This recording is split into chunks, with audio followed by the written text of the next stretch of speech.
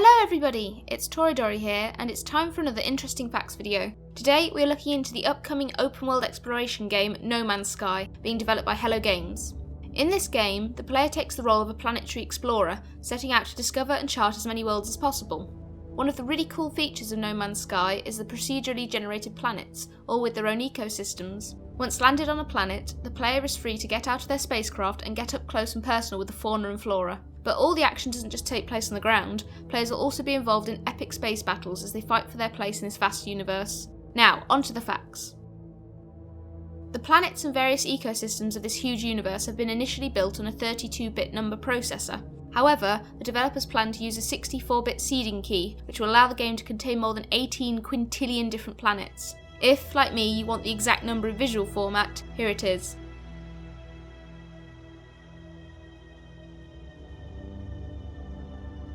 However, this isn't to say there will be millions of unique looking creatures and plants for each planet, it just isn't possible. Instead, many of them will most likely be reskins and resizes of the same skeleton.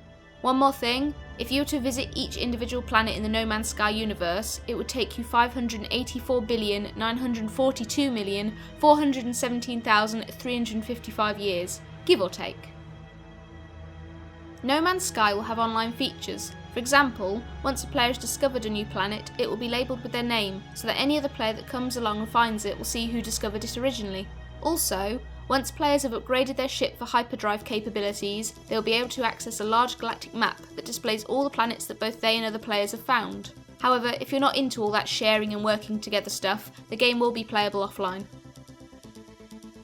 No Man's Sky is a ridiculously huge game, and being such a massive game with so many different planets, it would be impossible for the developers' 4-man artist team to oversee every area and look out for bugs and glitches. To get round this, the developers created their own virtual space probes to go out into the far reaches of the universe and document each planet. They fly to each world and take a short video for the artists to view in animated GIF format, as well as procedurally generate each planet that the player will see. To make this universe full of diverse and seemingly unique planets even more realistic, the developers decided to create their own periodic table.